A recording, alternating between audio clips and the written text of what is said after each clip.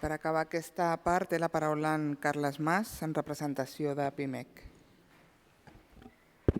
Perfecte, moltes gràcies. L'avantatge d'intervenir a l'últim sempre és que moltes coses ja s'han dit i, per tant, intentaré ser breu i no repartir-me excessivament. En primer lloc, sí que volia afegir-me alguns agraïments a la tinent d'alcalde, al president, a la resta de companys dels agents socials per un any més d'esforç compartit i de posar en valor el diàleg social. Com es deia abans, la millor, o entenem la gran majoria dels que estem aquí, que la millor forma de treballar per la ciutat és intentar buscar punts de consens, punts de treball en conjunt, en què ens coordinem, en treballar tots en la mateixa direcció i, en tot cas, quan hi hagi discrepàncies, intentar pactar quina és la pitjor discrepància que pot ser per la ciutat i oferir opcions per tal que els gestors, que li pertoca prendre les últimes decisions, pugui prendre amb la visió conjunta de tothom. Agrair també els serveis tècnics a la redacció de la memòria, que els que ens agrada l'anàlisi econòmic valorem molt, perquè sembla menor una compilació de dades que a vegades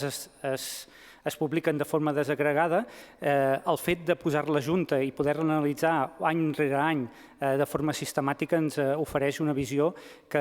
permet respondre per si mateix, per a l'anàlisi de dades, algunes preguntes, algunes n'ha sortit i el degà n'ha fet alguns apunts de preguntes que responen amb algunes de les dades que hi ha a la memòria. I, sobretot, i el més important, és que n'obre d'altres. Altres que a través d'informes que fem en el CESP o en altres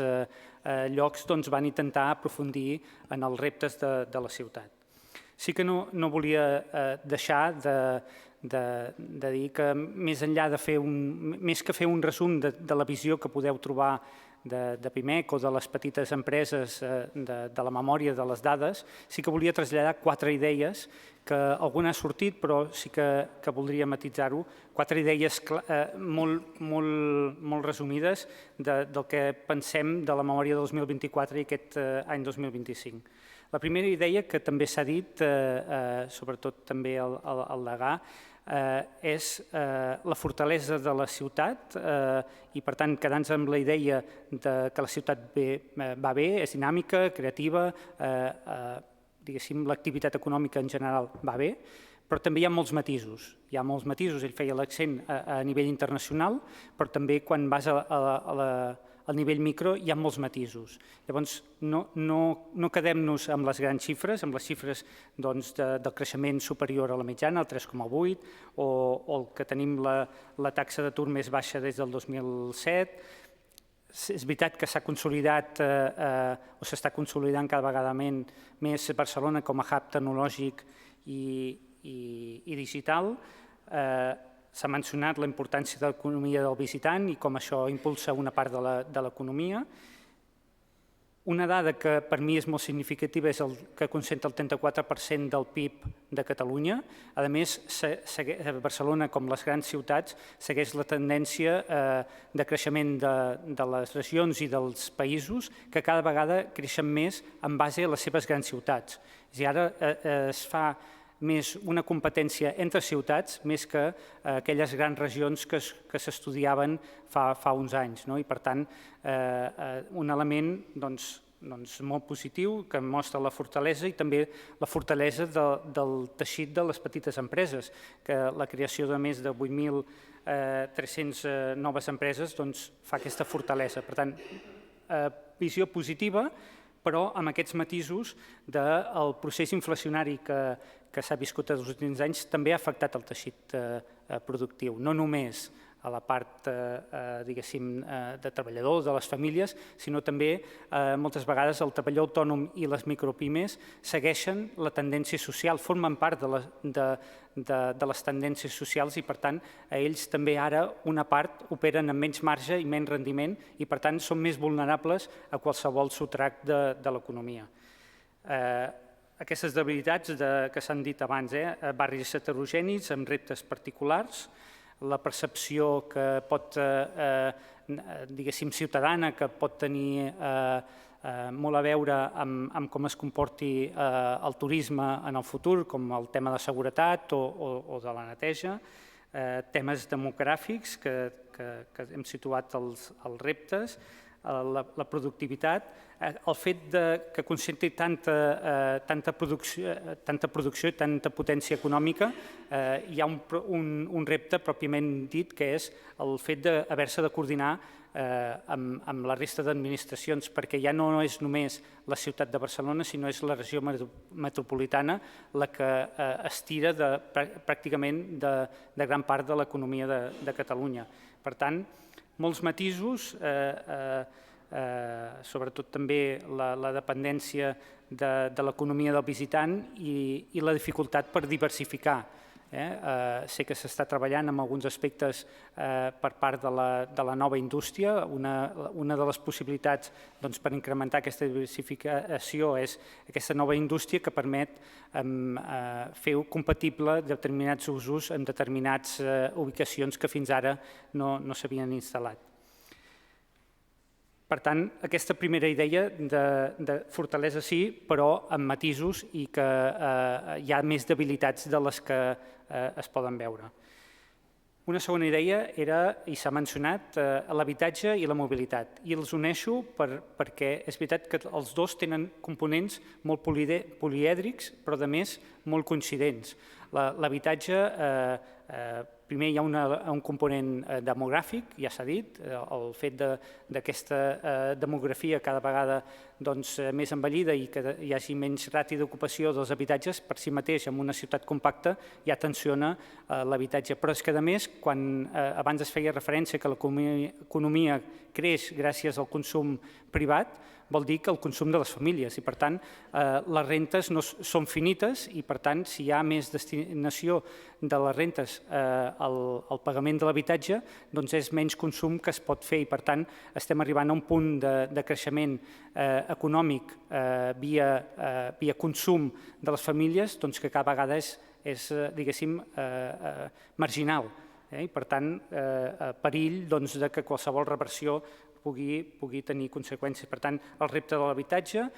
juntament amb aquesta diversificació de la gent en tot l'àmbit metropolità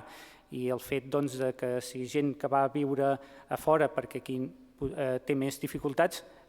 i al mateix temps hi ha gent que pel que dèiem de la concentració de més del 61% de la mobilitat i perquè concentra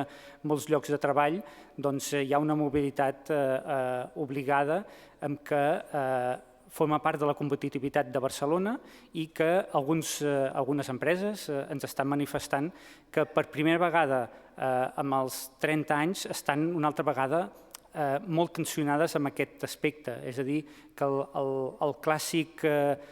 dificultat de trobar treballadors qualificats, sobretot en oficis o en determinats llocs de treball, ara s'hi afegeix el fet que si s'han de desplaçar a Barcelona, doncs alguns renuncien a venir a la ciutat a treballar-hi. Per tant, un element, habitatge i mobilitat, que segurament s'han de treballar de forma molt més coordinada i posar-hi l'accent en els pròxims anys. La segona idea era el relleu generacional i m'ha agradat que abans se'n fes referència perquè a vegades és el gran oblidat i volia mencionar només una dada que és el 26% de les petites empreses i persones autònomes de la ciutat tenen entre 55 i 64 anys. Vol dir que en els pròxims anys hi ha un procés de renovació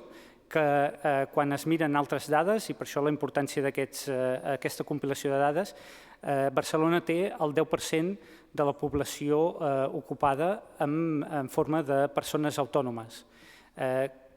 Això està molt per sota de la mitjana del 15% en el conjunt de Catalunya. Per tant, vol indicar que aquest relleu, que moltes vegades es transforma perquè, diguéssim, una part és via relleu i l'altra capitalització de l'atur, doncs hi ha dificultats perquè es produeixi aquesta renovació del teixit productiu i quan ho sumem a les diferents capes a nivell de Barcelona, com els barris i la capacitat que tenen certs barris de tenir un teixit productiu, doncs anem amb unes dificultats que s'han de treballar. I per última, i no menys important, i no per reiterada, és aquella esmena a la simplificació administrativa i a la fiscalitat. Avui en dia cada vegada és més difícil competir amb les dificultats administratives i d'obligacions. Moltes vegades no és tant pel tràmit que sigui complexa, perquè potser s'ha fet un procés de simplificació, sinó la sobrecàrrega d'obligacions que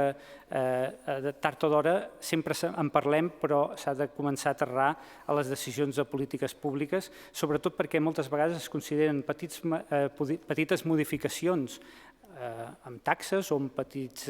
noves obligacions, ja sigui per fer algun tràmit personal o d'empresa,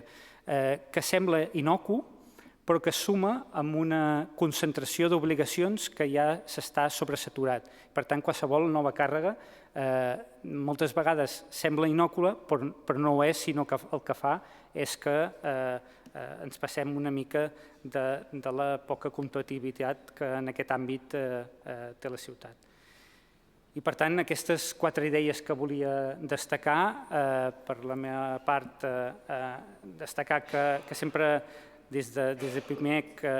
diem un lema, que és pensar en petit. Creiem que la ciutat ha de fer això, pensar en gran, fer aquests informes que donin la visió de conjunt i de grans solucions, però també actuar amb la mirada a les persones, als barris, però també, sobretot, a les petites i mitjanes empreses que formen part del seu teixit. Moltes gràcies.